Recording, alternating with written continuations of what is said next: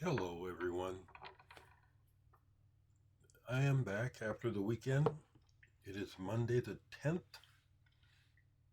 yes, of November. And we had our first freeze here in this part of Nebraska over the weekend. This morning it is 23 degrees. Winter is here. Cheers.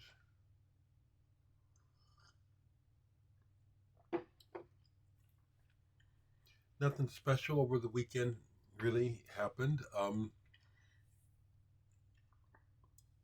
So I'll just try to just start here and now. So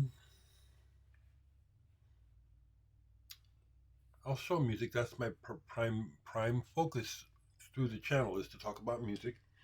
But whatever else is on my mind, I'll share this. I spent some time this weekend watching a few other vinyl community videos, which I don't regularly do except for um, a couple. And I wanted to, frankly, compare, you know, what people do to what I do. To me, not to someone else, not to compare it for someone else, but for my own use. Excuse me. Someone, I erased the comment, but someone did make a comment about me going through my morning adjustments on camera with burping and stuff, and said, "Does that man just wake up?" Well, yes, I did. So sadly, not sadly, but consequently, as I drink my first cup of coffee and kind of get situated, um, my body's getting regulated for the day on camera.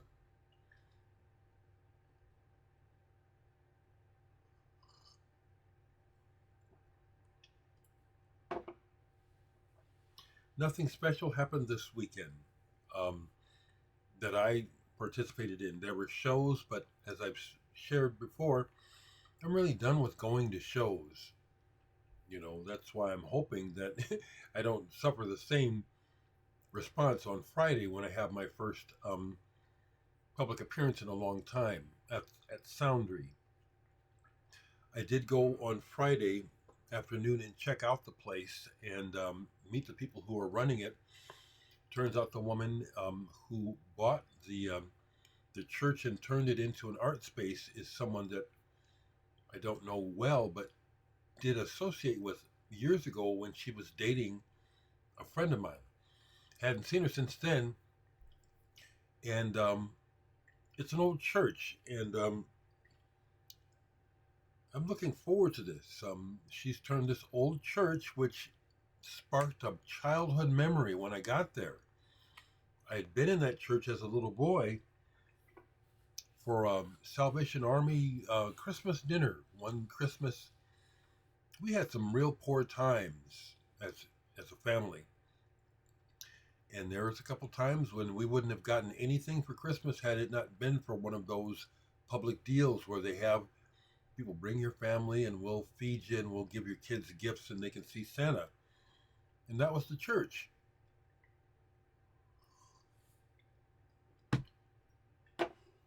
So I'm looking forward to the performance and the talk. And I just love that about Omaha in that it's a big small town. You can't walk two blocks without running into somebody. For myself, that's fine because I haven't done a lot of dirt here, and the regrets that I have about my past, I have atoned for as much as possible. And if something were to come up from my past where it was something untoward that I was involved with, I'd apologize. I can't think of anything much left that I haven't tried to address as an adult. Cheers. Coffee's a slightly bitter this morning, a little too strong.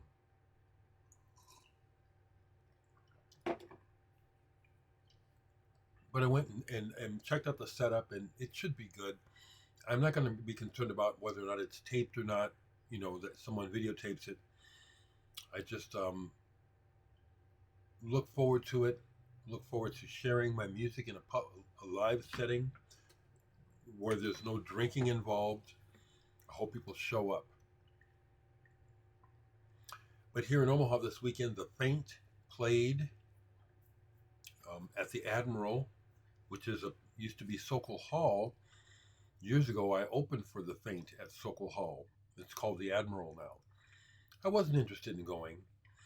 Yes played also this weekend. What's left of Yes, but I wasn't even interested and would not have paid the ticket price that people are having to pay these days for shows. I wouldn't have paid that to see Steve Howe. I've seen Yes 3 times, and the last time I saw Yes, I was on their guest list. So no, I didn't have to pay even the last time I saw them. Cheers.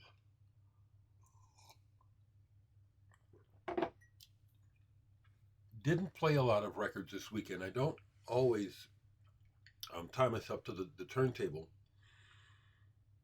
This was a bit of a contemplative weekend. I spent a fair amount of time in silence, and also a fair amount of time not on the internet, not here in front of the computer. I don't spend the entire day here. When I do, I'm enjoying it, but balance is important. Balance is important. And so I turn this thing off when I leave this room, and I'll sit in silence or go outside, and it's too cold to do that, but I did open the door a couple times because looking for the cats to see, hope they'll be all right once it gets cold. They obviously have some kind of setup where they're making it. Cheers, people.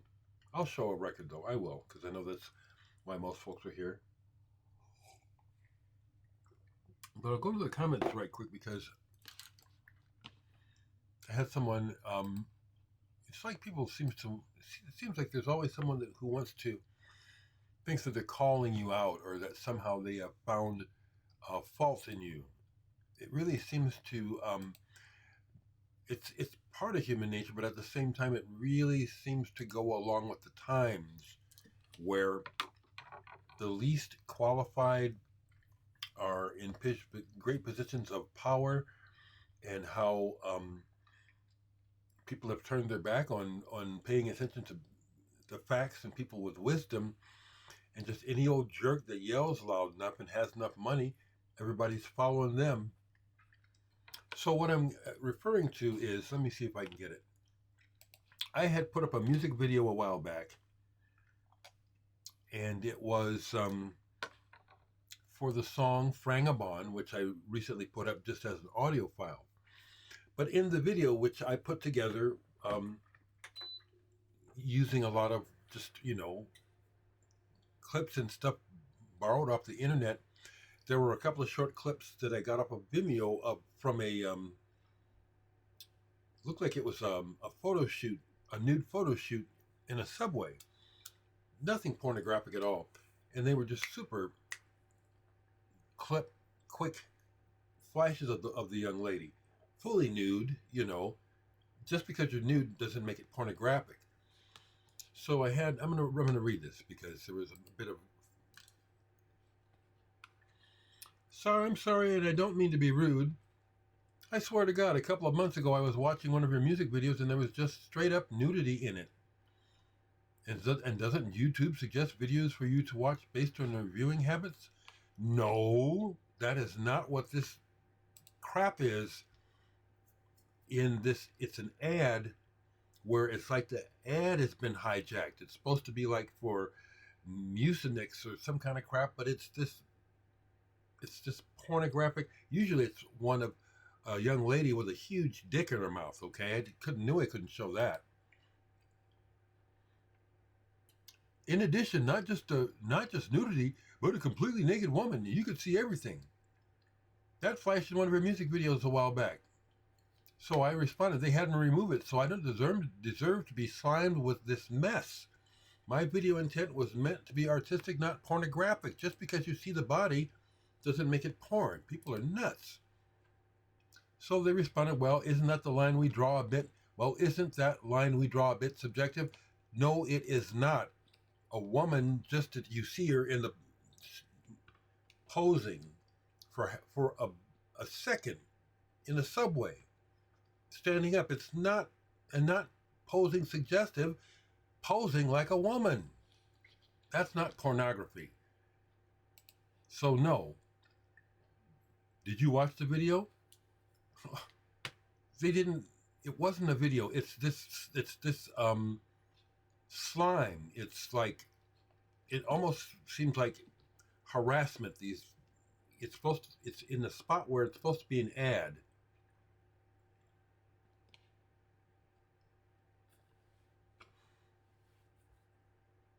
I find that a lot of people say my nudity is artistic, but it's like splashed in your face for like 3 milliseconds. I'm not sure I understand why that is art, but my whole point. I didn't make it, so I couldn't know. Thank you. Just because you see a body doesn't make it pornographic, you know. And if you watch my channel, why are you coming over here trying to act like I'm not who I am? Why would I complain about something that seems inappropriate if I'm doing something inappropriate, which is what this person seemed to suggest? I'm not going for it. That's not what happened. It made me take the video down because, of course, they threatened to shut my channel down, and I got a strike against me. I'm looking to see if it happens this morning. Right now, it's not happening, and I hope it doesn't. So that's how I'm handling that. There's nothing pornographic about the short clip of the lady in the subway in the video. And there's a lot of stuff on YouTube that is downright crossing the line, but there it is. So I'm not having it. I'm not having people come over here and start some shit with me, misinterpreting my actions. And I'm incensed that this happens, even more so because of the topsy-turvy state of the world, where people who are really, well, the fact that we have a criminal and a psychotic psychopath as president, and we still have people defending him and making excuses for what's going on. I'm not having it. Okay, so there's that.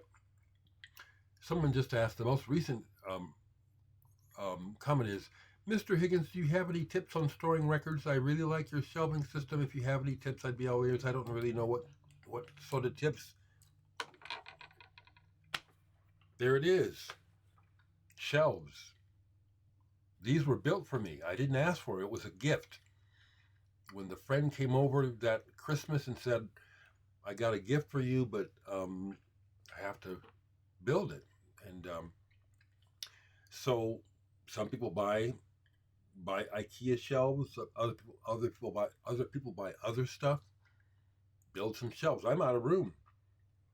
I have these other those are plastic crates I bought at Target years ago. Over here I have IKEA shelves.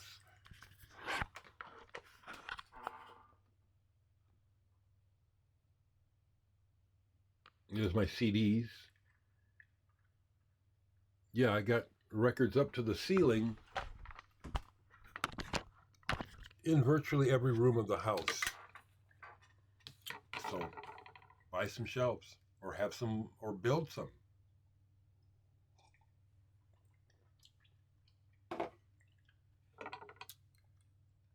So I don't mean any ill intent, and so I bristle at the people coming over here trying to lay some negative shit on me. That's not what I'm about, okay? Come on. Come on with that bullshit. Okay. So when it comes to music, that's what I did when I was doing music this weekend, as I was watching again, absorbing history and learning more about people, which I love to do. So let me just take a quick look at my watch history to share with you Because the last thing that I did last night was I ended up watching a two-part old Pat Metheny interview, which was very interesting. I've seen Pat Metheny with Gary Burton years ago, and it was wonderful. But Pat Metheny, who I have several of his records, don't play him that much, although I do like him. But to listen to him talk, it's like really smart man. Really cool how he got the bug for music young in life, because similar to like Simon Phillips and other people like that who start in their craft young, that youthful spark remains in their spirit and the way they come across when they talk. Pat Metheny is just a few years younger than me. This video is not this interview. I don't know how old it is, but he's a full grown man, but he still sounds like a teenager, but a very smart one. So I enjoyed that. Of course, I'm always checking in on the news, which is just horrifying. Bob Moses, I listened to him talk about, and Bob Moses sounds like a black man, which is, of course, that's what happens when you're a cat and you hang out with cats. Beach Boys Smile, Jamaluddin Takuma, James Blood Omer. Those are some people who I watched interviews with this weekend. Love it. Tom Oberheim and Rob Rosen, who has an amazing synthesizer collection. I got curious about the synclavier, and so watched some history of how the synclavier was developed, as well as the Fairlight. So that's just letting you know. But when it comes to music, if you see this, Richard, I'm gonna give you some more love, because I decided to go ahead and give this a good solid listen this weekend, and it swept me away. This is Extended Network Albus, brand new album on Fourth Dimension. Richard Johnson, my long distance friend over in Poland, has released this. Get this, this definitely goes on my album of the year list. This is from the guy who makes the beats for Sleaford Mods. When you see their videos, there's the guy talking, and there's the guy just walking around behind him. That's this guy. This is fantastic. It's instrumental. It's just what I love. I ended up playing this probably at least 3 times, all 4 sides, because it starts off kind of subtle beat like, but then he goes and does some things that are completely ambient, and other things where it's very, very impressionistic. The beat is there, but it's not.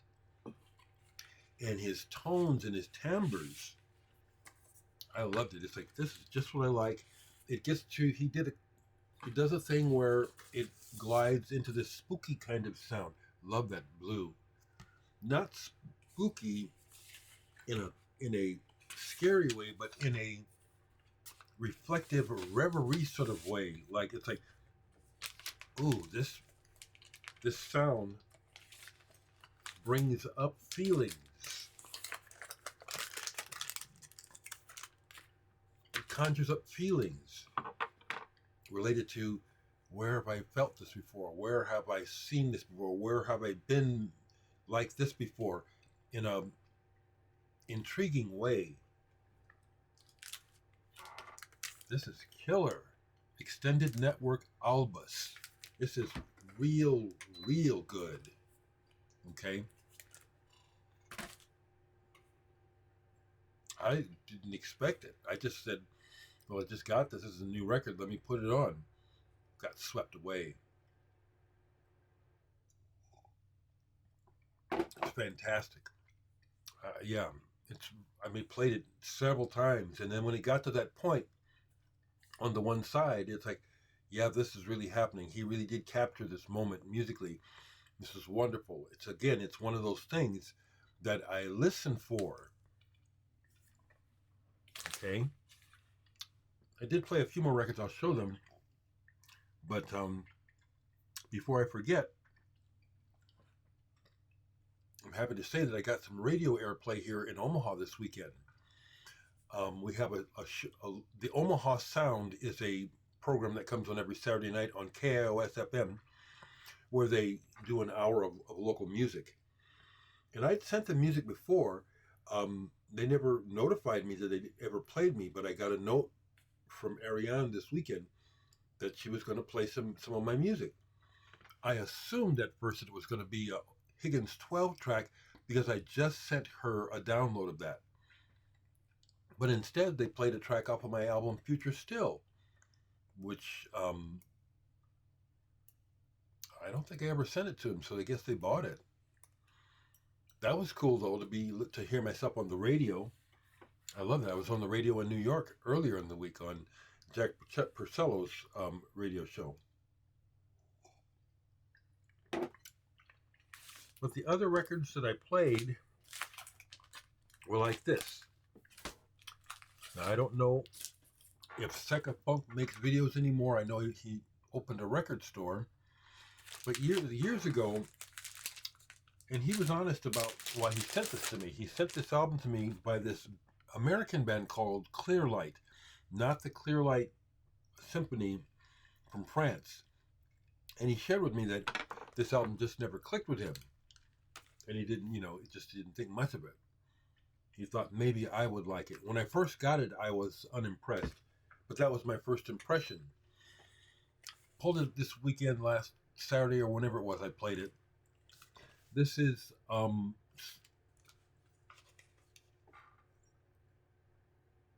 As Above, So Below.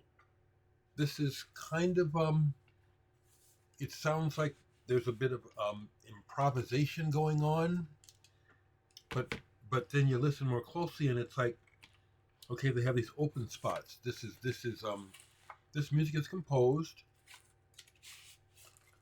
There's a jazziness to it, and also almost an atmosphere of like we're outdoors. Oh shit! We're outdoors in the jungle.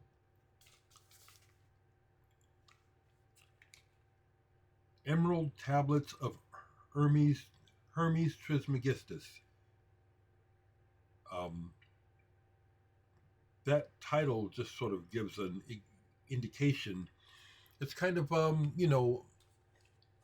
metaphysical, mystical in their thinking with the music. It's actually good, so I was glad. But when I grabbed it, my records are in basic alphabetical order. It's next to the other Clearlight band, so I pulled these and listened to a couple of them. Clearlight Symphony, led by Cyril Verdeau, a keyboardist who is, I'll call him a long-distance friend, through Facebook. He has a lot of the same social concerns that I do, but I've never met him, and I see where he pisses people off in comments because he'll just blurt out and say what he thinks. He's even said things to me where it's like, it's like, well, you say that, but that's what you think. I don't think that. This was a recent reissue on pink vinyl. I enjoyed this. I like the other Clearlight better, actually. But there's a parallel to gong music somewhat in this. Doesn't sound like gong, but he used a lot of those musicians are on here. One of the high points of this album is a Steve Hillage break, where Steve Hillage on guitar gets going pretty hard. Tim Blake is on here as well, from Gong, and Didier Malherbe. So there you have it. He's basically got Gong for his backing band. So this was enjoyable, but not great. But I have this other earlier one, Clearlight Visions. I like this. Probably a little better than that one. This is earlier on the Polydor label. And again, he's got the cats. Didier Malherbe is on here. Didier Lockwood is on here. And then more folks who I don't recognize. Christian Boulez is on here on guitar. Good stuff. And I didn't get to this one, but I have it, so I pulled it. Forever Blowing Bubbles, Clearlight.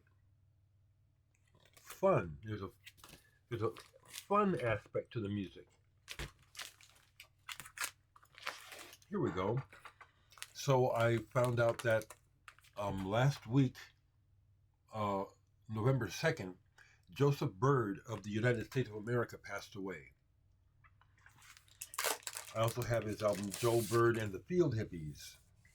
This is a reissue, but this is from 1968, an early proponent of mixing electronics and sound work with rock music. This is a really good album. Real good. Coming Down, The American Way of Love, The Garden of Earthly Delights. For me, this is a classic, psychedelic or whatever you want to call it, album. So he passed away. I don't know much about him, but I have his music. And I still remember the first time I heard this on underground radio back as a child. And it was like, what is that? Because it was the last track on the album where they do some kind of freaky things. Rest in peace, Joe Byrd. And then played some more of this again. A recent addition to my collection, Mark Pritchard reissue, Under the Sun. I love it. It's like almost every time I hear it, it's like something different. It's like I'd never heard it before. Very cool. So there you have it, folks. For the most part, there you have it. There's other things that keep popping up and then they fade away before I can remember to mention them. It's just, thoughts. I want to share this. I'm not on any government assistance. When I was a kid, when my dad left us, my mom was mentally incapacitated, unable to work. So we ended up on food stamps as a kid. I hated it. It was so embarrassing. People really looked down upon you, including other black people, just in general.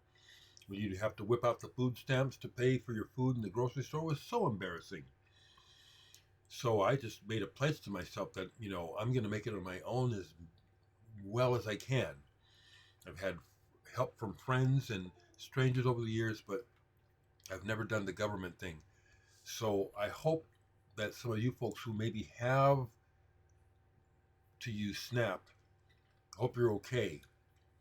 This madness in the government with this creature from hell as the president sitting in the president's office, it's just unreal. It's just so wrong. I had to eliminate another person from my friend feed on Facebook because this person who I've never met, he's not American either, thinks that's funny. I still like Trump. There's nothing funny about this, baby. People are starving.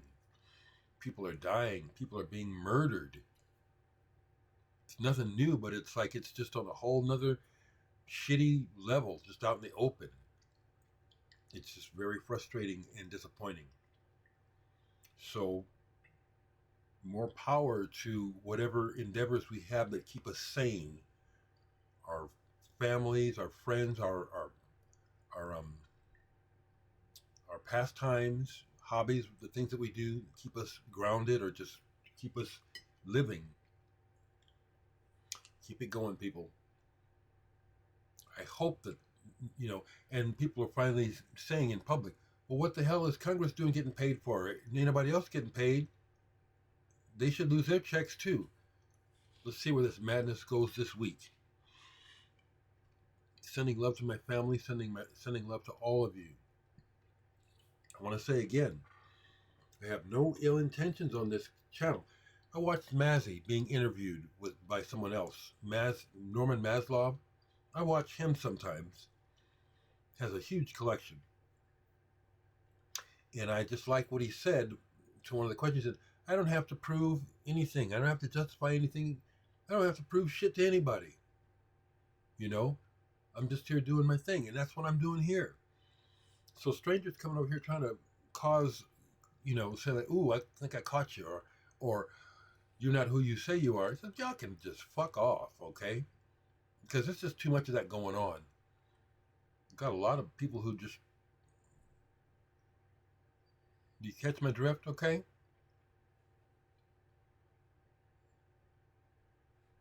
As James Brown said in one of his records, "I'm real." This is what you see.